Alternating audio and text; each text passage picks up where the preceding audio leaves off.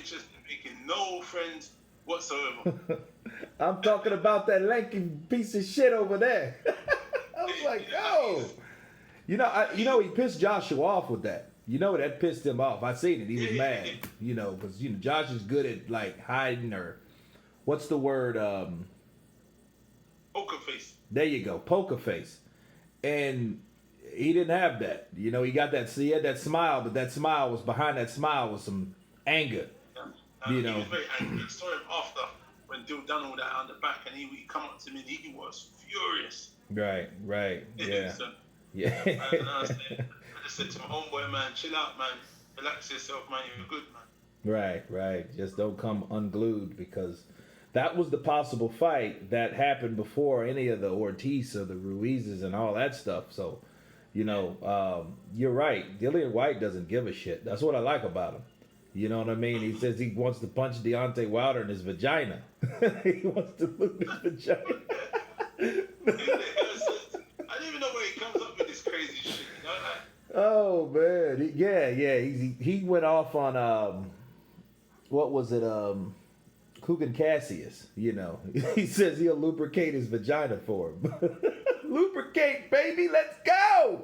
I was like, yo, where'd he get that? And it comes from the fly, like some stuff he just thought of, just sprang out from his brain. And you're like, but wow. Like sometimes it's good to have a filter so the filter stops you now spewing that garbage out. But I think people like it. Some people like it, because some people just want to say shit what's on their brain and not have it censored.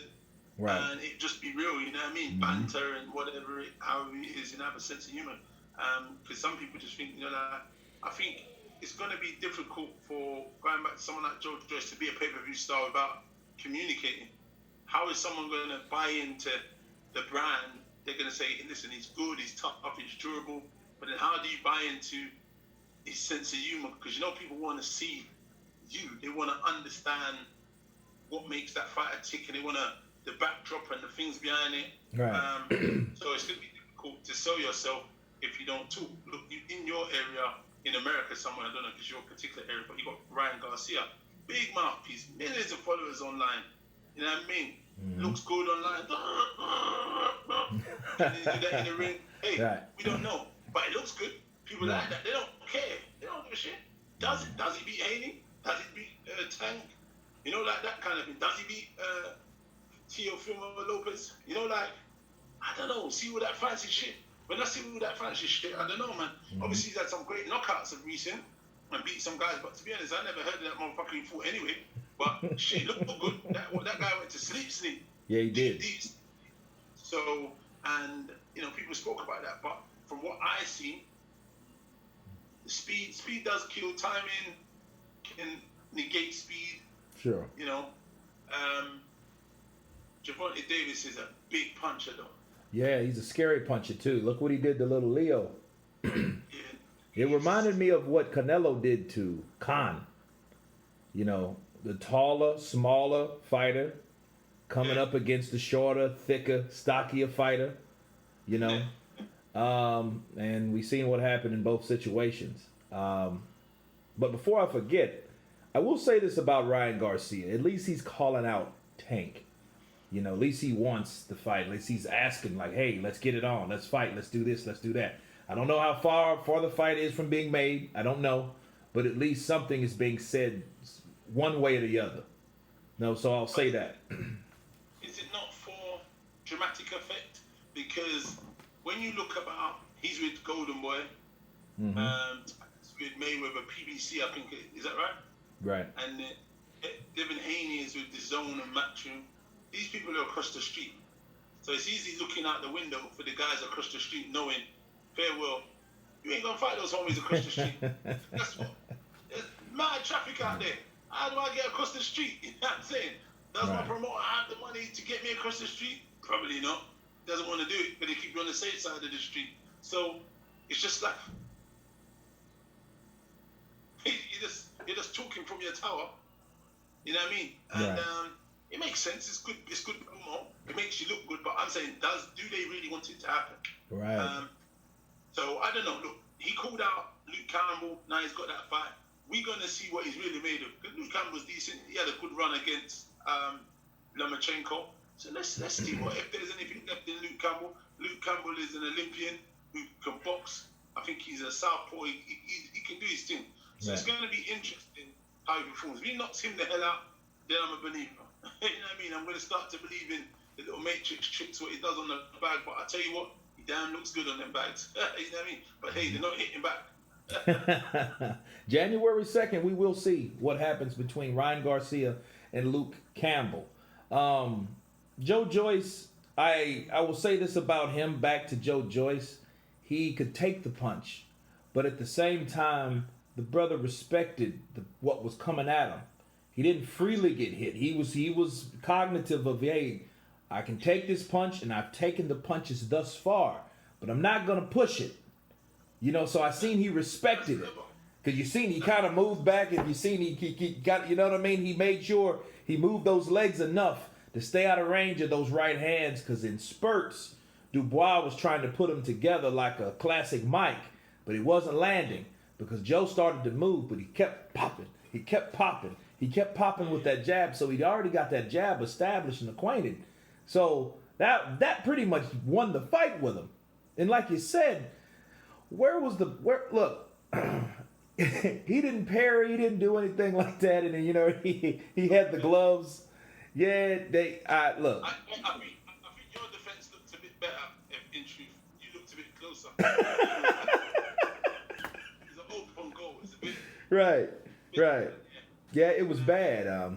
He needs to. What is your suggestion for Daniel Dubois now? Where does Daniel Dubois go? You see, when nerves kick in, I think it plays a big part, and then you can't relax and start to perform. So what was happening? I think he was forcing a lot of the work, especially the first round. He went back to the corner, his nose was red already. Right. Second round, this is a little bit better, but I think he was forcing the work because what was happening, he was missing the target a little bit because Joe Joyce was jabbing and stepping off, or jabbing and moving his head off to the right and then moving off to the right. So I think he was having a little bit of issues with that, so getting his range. So maybe if he feinted a little bit upstairs and then stabbed it to the stomach, and then it started, you know, like Mayweather style kind of, if that's not his style, he's not going to do that. But I mean, he could have changed it up like that so he could gauge the distance and see where we're at. So he can move, stab it to the stomach, try and gauge the distance and try and figure out what he was trying to do. But he did try a few things and he missed all of them. So it became one of those ones where he was disillusioned and he's like, well, what do I do now? And then he probably went to the corner and they said, bloody hell, this is the fight. Come on, you get in there, sort it out. Come on. And that's probably not what he wanted to hear because he's like, I didn't get anything out of that. Right. How do I do that? I figure it out. Yeah. Just gone. I don't think they gave him any instruction as the way to adapt or to adjust based on what he was doing. Obviously, it's one thing when someone tells you to do something and you don't do it. But what you were saying, they said, is exactly what they said. They said exactly that. Hey, you're in this fight now. I'm like, what do you mean you're in this fight? Of course he's in the fight. He wants construction trainer. Do your job. Do your job is what I pay you for. I think he could have feinted, double jab, and that would have probably threw maybe Joe Joyce off his rhythm. You know, a good double jab sometimes throws people off the rest of their work. You know what I mean? But Joe had a good jab. It was solid as well. So I felt like if he would have had to step in with his jab to try and catch him to push him off. Right. Or I think feinting, which he didn't really do, would have been part of that. So feinting, and if Joe moved his head off the line, at least you know where his head's going to be. Exactly. You know what I mean? Right. So he didn't do that. So if he went, then he could see what he was doing, like, and then just jab that way instead of jabbing in the middle, because he was always going over to the right. So I don't know, but it's a difficult one, and I feel like he has, you know, he's still got a lot of learning to do. Right. Maybe they need to other people in their team to try and help, you know, tidy up a little bit of things. And I think a big thing for heavyweights is holding, and they didn't know how to hold. Right. So I think, you know, know, especially if you're holding with one hand and punching with the other hand. They weren't really doing that. With my fighters who I train, I say, listen, I don't want to see no holding. This ain't your woman. This ain't your girl. You never come here to hold up no man in my gym. Yeah. Right. So what you Right. with your free, be busy. Make space. Use your shoulder. Try and push. Come for the uppercut. Go to the body, then come back to the head. Everything counts until the ref says. He says, defend yourself at all times. Right. Listen, keep till he says stop. That's when you stop. You don't stop because you lot are holding each other. That ain't a reason to hold. This ain't no dancing competition like you lot are coming to dance and serenade each other around this ring. When you hold, you try to free your hand, and the free hand you want to get busy. And that's what I kind of implement with my guys. And I just felt that they're not that kind of fighters. They're not really like inside boxers or fighters. They want distance and they want to work their stuff. You know what I mean? Right. And Joe Joyce, he kept to a very, very basic plan because in his mind he was like, you know what, this is winning me the fight. I don't want to overstep, try and throw a right and get caught with an uppercut or a hook or, you know, like he sometimes goes to the body well. He didn't want to do any of those because it would put him in a danger zone. And he was respectfully careful because he's thinking, you know what, I don't want to walk onto that devastating.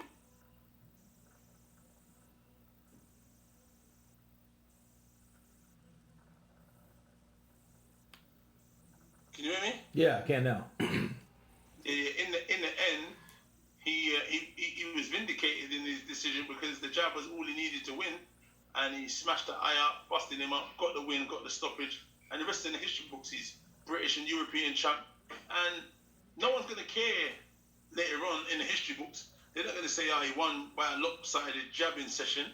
They're gonna say he won. It doesn't matter. The history books is written. He's undefeated. He won. He moves on to greater and greener pastures. Yeah, he stopped Daniel Dubois and then broke his eye. Exactly. He Antonio Margarita. Yes, man.